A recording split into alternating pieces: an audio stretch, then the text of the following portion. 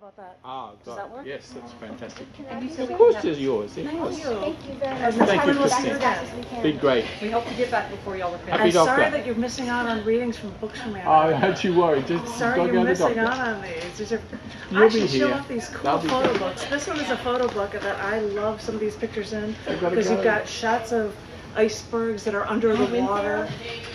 That was from a trip in 2017. Oh, he's wanting to take a picture with that, I think. Yeah, there were amazing shots and the amazing water reflection, how anything would just reflect so easily. That'd be beautiful. Just going through.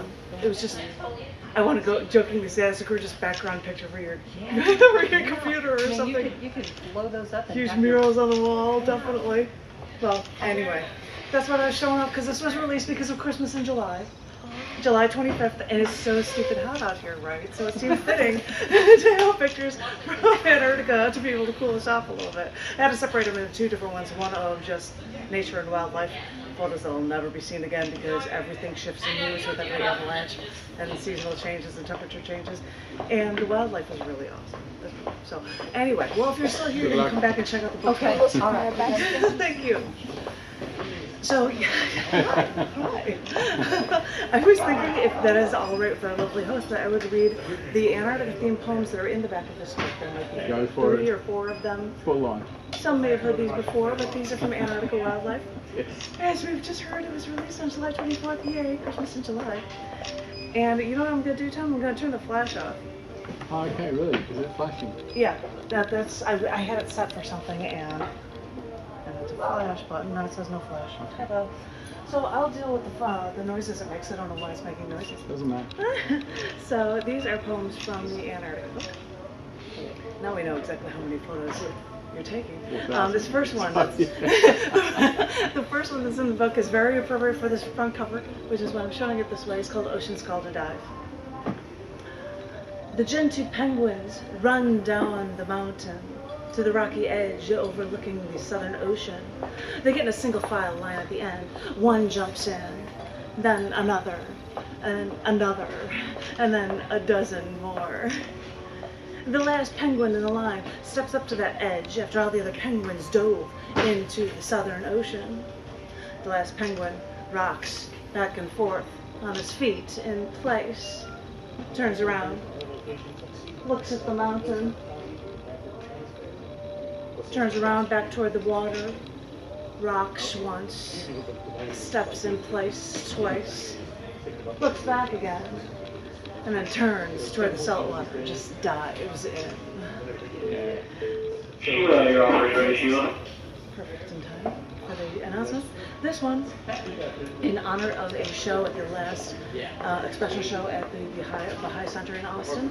The show was called Who, What, Where, When, Why, so this is a poem that is called Who, What, Where, When, Why. Who? British explorers, then others, looking for ways to expand. What? They traveled farther than anyone to discover a cold, remote land. Where? As far south as their ships would take them. When? Maybe about 2 centuries ago. Why? To discover new land and claim and more animals to slaughter for food and for oil.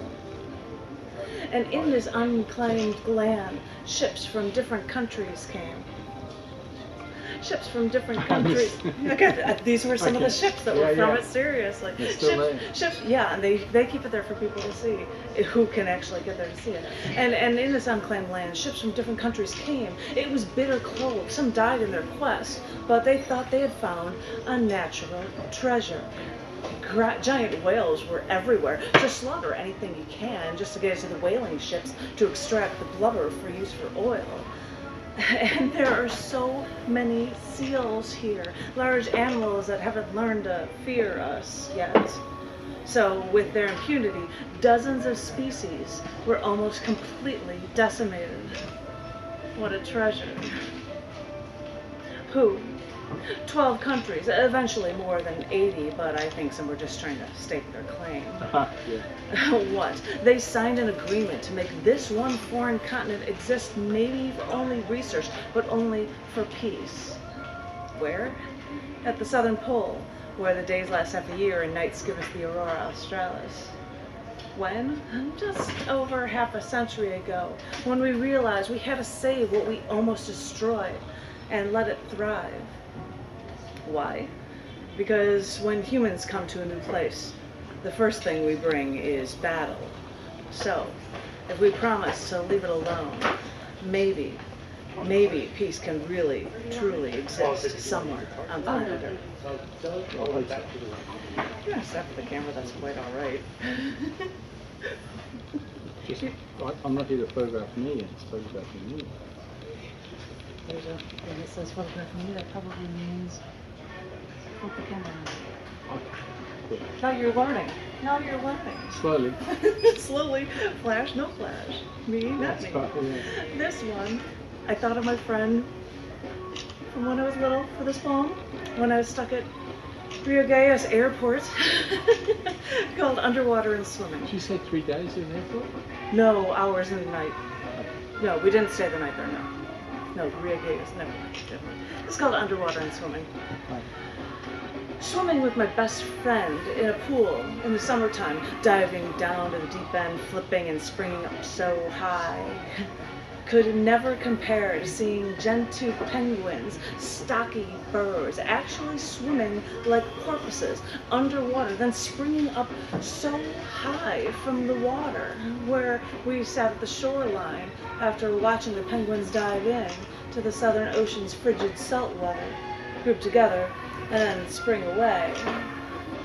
Like watching birds in flight, in formation. We'd watch 6 or 8 of these birds all spring up in the water together, like just a porpoise together, in sync. I think of my friend now, how we swam near the Great Lakes, south of the North Pole, and now, at the other side of the world, I see it's a part of a beautiful pole. I know you can't see it well, but I've got a shot. It's in the flinging more and going back down. It was so cool to see these things going. It was amazing. I never thought I'd be able to pull off that, seeing that. You just follow each other? They're just all going the same way and off they leave. So yeah. This one is called On the Bridge. The captain invited us onto the bridge, and we cautiously walked and watched the majestic view from the front of the ship, searching for what was yet to be found. But lucky for us, crewmates saw it, the first humpback whales of the season. So the captain gently slowed the ship down just to try to glide alongside. And maybe the whales were as curious as we, because after a few minutes of gliding, 3 humpback whales came along beside, trying to see what we might be hiding.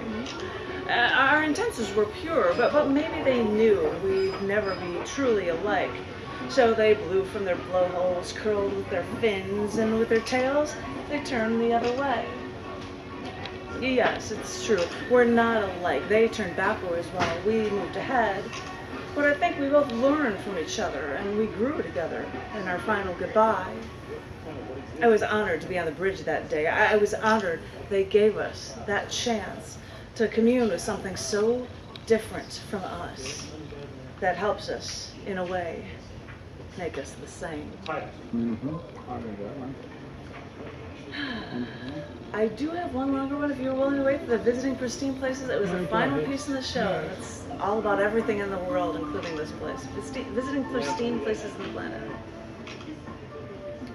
When I was young, the world was the size of a thimble, and all I needed was in my own backyard. But on my own, I was a dot in the universe, and that had to change. So after trying to climb one of the Alps wearing socks and sandals, I needed to go and rest at a nearby mountainside, spend 20 minutes in the radon-filled cave just to try to gain my strength back again. After reading Hitler's concentration camp gates in Dachau, Arbeit macht frei, I walked through those gates and thought, work will set you free. Yes, it's true. I know it. Because your choice and your drive is freedom. After singing an entire acoustic concert at a bar at Fairbanks, Alaska, we took off after midnight, added extra layers, and we stood outside in the cold to bask in the geomagnetic dance of the Aurora Borealis. After being stared at by men in India because I was a tall Western woman, not dressed like a Muslim, well, I had to go into their iron-filled, human feces-filled Bay of Bengal just to get my feet wet. It's very iron-rich deposits there, and their septic system is not like here. No. And when my husband went, I'm like, you gotta go get your feet wet. He's like, I don't want to do that. And I'm like, you gotta go do it. Do it, do it, do it. And he's finally said, all right, I'll do it. And when I went there, I'm like, I told him to do it. I should do it. That was where that came from. Just like, feet, right? And of course, women are not. I'm so diverted from this. We're not supposed to show our legs or our shoulders, so I had my pants rolled up so I can get in the water. Oh. And then a big water came, and then I got the bottom of my pants wet, but they just like loose, like pants. And then I walk over and I start trying to dry off my feet with the towel that I brought with me. Yeah. And an Indian man whom I am positive didn't know a lick of English just sat there next to me and stared at me and smiled. Christy, your offer is ready, Christy. And I thought, I'm like, drying my feet, I would say something like that. Yeah. But he didn't, just was, this was too fascinating of a thing to watch. Yeah, yeah. They just decided to sit right down next to me. Entertainment for the locals. Yeah, I was entertainment for the locals. But now, let's get away from India and go somewhere else. After stepping over the gold-covered risers and palaces in China's Forbidden City, an older Chinese man asked me in his English where I was from. When I said Chicago, he joyously said, my kind of town. After I sang at the Great Wall of China, a group of Chinese people asked me to take a picture with them. But I don't think it was my singing, but the fact that I was at least a foot taller than absolutely everyone there. After buying a Balalika in St. Petersburg, I saw the alarming number of well-armed Russian guards at every street corner. And I thought, we may never be friends, but at times like this, I'll try to be friendly. After retracing Darwin's steps at the Galapagos Islands, I stopped near crisscrossed overlapping sea lions napping so that I could contemplate natural selection.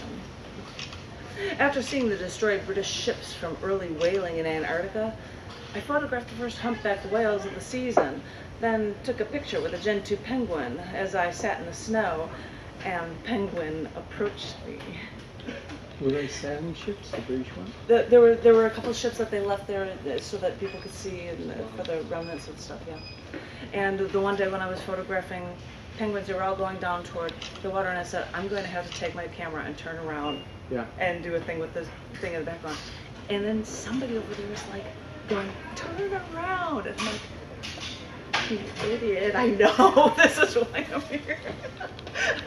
I had taken like 700 photos of they're all over the place, you know? Like, I'm fully aware.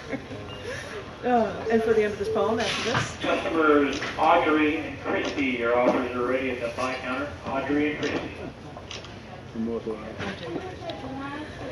When a man in the third poorest country in the world was asked why the poor locals seemed so happy, he explained, we may not have it all, but we can choose to be happy.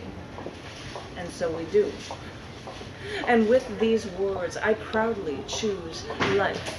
I choose life for the orcas and the humpback whales, the chinstrap and Gen 2 penguins, the cormorants, the gulls and terns. I choose life for the giant petrels, storm petrels, finches, Nazca birds, even the sea lions and marine iguanas. I choose life for the Wyoming bison who passed me on the street. I choose life for the deer who approached us as we slept in the grass under stars. I choose life for all the mass-farmed animals mankind slaughters because they choose to consume violence and not peace. I choose life because all around the world, peace is the one thing we could all, always use. I'm done. I'm done. Antarctica bug. Somebody just showed up. Antarctica books. Laura- They need to have little. Laura Malta, incredible poet, healer, part of the past and the future. And Janet Kuypers from Chicago, now deeply part of the Austin Poetry Center.